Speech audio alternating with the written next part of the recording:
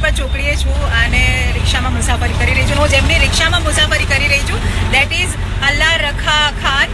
કાકા આપણે તમે અહીંયા જ રિક્ષા ઊભી રાખજો, આપણે ચા પીતા પીતા વાત કરીએ. હું તમને બહુ જ ઇન્ટરેસ્ટિંગ સ્ટોરી સંભળાવવા જઈ રહી છું એ ભાઈની, જેમના રિક્ષામાં આજથી 2 કે 3 દિવસ પહેલા એક કપલ જે છે એનું પર્સ ભૂલી ગયેલું હતું અને એ પર્સમાં ઓલમોસ્ટ 70,000 રૂપિયા રોકડા હતા અને સાથે હતા 11 તોલા સોનું અને આ બધું જ ભૂલીને જતા રહ્યા હતા. અંકલને પાછળથી ખબર પડી અને આ અંકલ જે છે જેમની સાથે હું અત્યારે છું, અલ્લા રખાભાઈ, એ કાકા સાથે હું અત્યારે છું અને એમની સ્ટોરી હું તમને સંભળાવવા જઈ રહી છું. યસ કાકા, આપણે અહીંયા ચા પીતા પીતા તમને હું તને સંભળાવું કે ખરેખર કેટલી ઇન્ટરેસ્ટિંગ સ્ટોરી છે.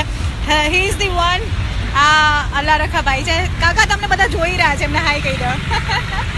સો યસ, એમની રિક્ષામાં આજથી થોડા દિવસ પહેલાં જે પૈસા ભરેલું બેગ અને સાથે સોનાના દાગીના એ અંકલને મળેલું અને કઈ રીતે એમને પાછું દઈ આવ્યા એ સ્ટોરી હું તમને સંભળાવવા જઈ રહી છું. યસ કાકા, સો ક્યારે ખબર પડી તમને કે તમારા રિક્ષામાં કોઈ બેગ ભૂલીને જતું રહ્યું છે? બેટા, હું રાતના સમયે રિક્ષા ચલાવું છું અને રાતના 9:30 થી 9:45 ની વચ્ચે માધાપર ચોકડીથી સુરેન્દ્રનગરના જગદીશભાઈ અને તેમના પત્ની મારી રિક્ષામાં બેઠા. બરોબર, હવે એ બસ એનું મારી રિક્ષામાં ભૂલી ગયા. નાગેશ્વર મેં એમને ઉતાર્યા, પછી મેં એક ફેરો સૈનિક સોસાયટીનું કર્યું અને એક ફેરો રૈયા ચોકડીનું કરી આવ્યો.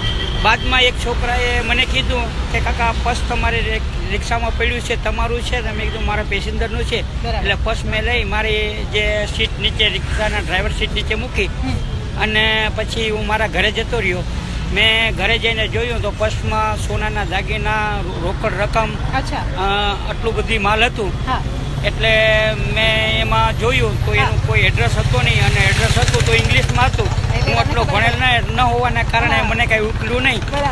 એટલે પછી હું બીજે દિવસે સવારના 8 વાગે માધાપર ચોકડી ઉપર આવી.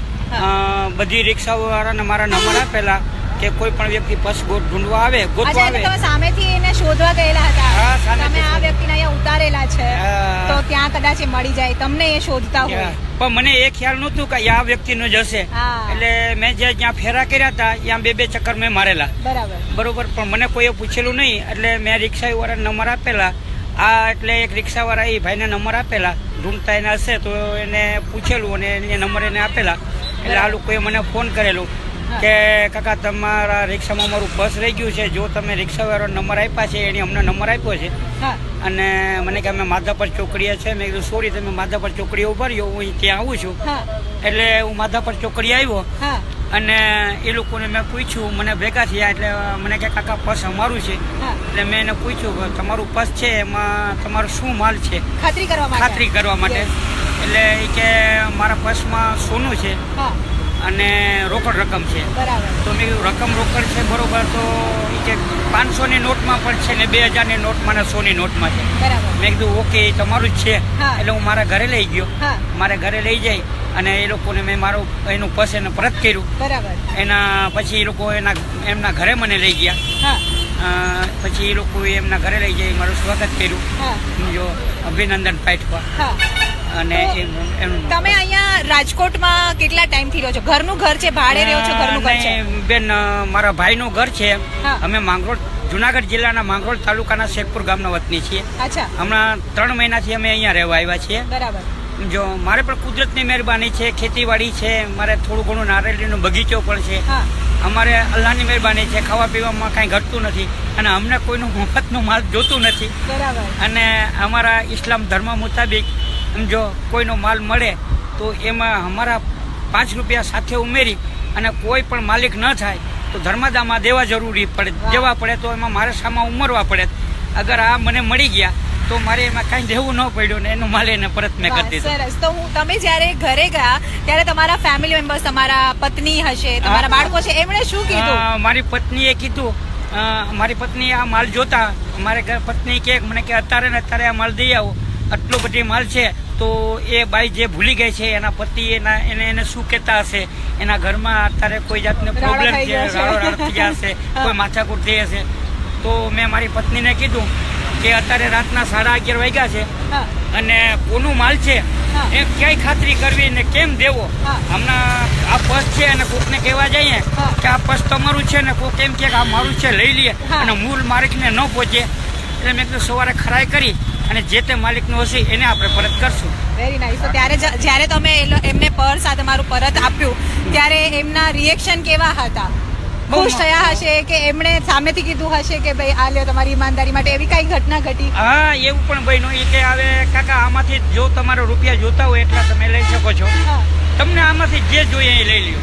તમે અમારું પર્સ પરત કર્યો. બરાબર. મેં કીધું સાહેબ મેં કોઈ રૂપિયા લેવા માટે તમને પર્સ કર્યું નથી. બરાબર. મેં તો મારી ઈમાનદારી અને મારી આખરાત ન બગડે એના માટે મેં તમને પર્સ કરેલું છે અને મારે આમાંથી તમારું કશું જોતું નથી. એટલે મારી બેબીને 3 રૂપિયા એ આપતા હતા બરાબર. સમજો, એટલે મેં મના કરી સમજો તો એ 2700 રૂપિયા જેવું ધરાડ મારી બેબીને આપીને વયા ગયા છે. બરાબર. દીકરીના લગ્ન થઈ ગયા છે? હા મારી દીકરીને લગ્ન થઈ ગયા છે. Very nice. અને બાળકો કેટલા છે? મારે બે બા છે ને 2 દીકરી છે. તો 4 બાળકો. મહિનાનો કેટલો ખર્ચો આવતો હશે તમારે રાજકોટ શહેરમાં? તમે રહ્યો છો માંગરોળના, બરાબર? રાજકોટમાં તો ખર્ચો વધારે લાગતો હશે. હા લાગે છે બેન. તો આમ બધું પૂરું થઈ જાય ખરા? હા આરામથી પૂરું થઈ રહ્યા છે. અમે શું છે કે અમારે ખેતીવાડી વાળા છીએ એટલે અનાજ તો ત્યાંથી લઈ આવીએ છીએ. બરાબર. અનાજ અમારા ગામડેથી આવે છે એટલે અમારે કોઈ અનાજ ખરીદવું પડતું Yes, નથી. yes. બાકીને જે વસ્તુ ખરીદવી પડે અમે રિક્ષા ચલાવીએ છીએ. અમારું શાંતિથી અમારું ગુજરાન ચલાય. ક્યાં વાત દોસ્ત. આ વાત ઉપર કાકા ચાય પાર્ટી કરશો આપણે અહીંયા બેઠા બેઠા. અમે ચાની કિટલી પર છીએ અને મારા તરફથી કાકાને હું ચા પીવડાવી રહી છું. અમે બંને અહીંયા બેઠા બેઠા ચા પીવા જઈ રહ્યા છીએ. પણ ખરેખર સેલ્યુટ છે આવા વ્યક્તિને જે રાજકોટનું નામ રાજકોટનું નાક ગર્વથી ઊંચું કરી રહ્યા છે.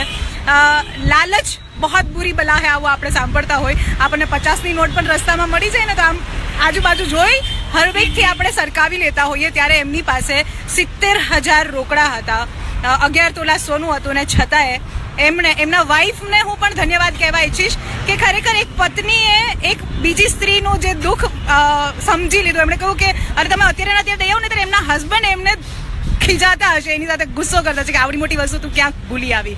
તો ખરેખર થેન્ક યુ સો મચ કાકા. તમે એવા રાજકોટિયન છો જેના માટે અમે નાક ઊંચું કરી અને ગર્વ લઈ રહ્યા છીએ. અમારી નિયત છે કે અમને પણ ખુદા આપશે. મુझे भी खुदा देगा, मेरी नियत देख. ક્યાં વાત. થેન્ક યુ સો મચ કાકા.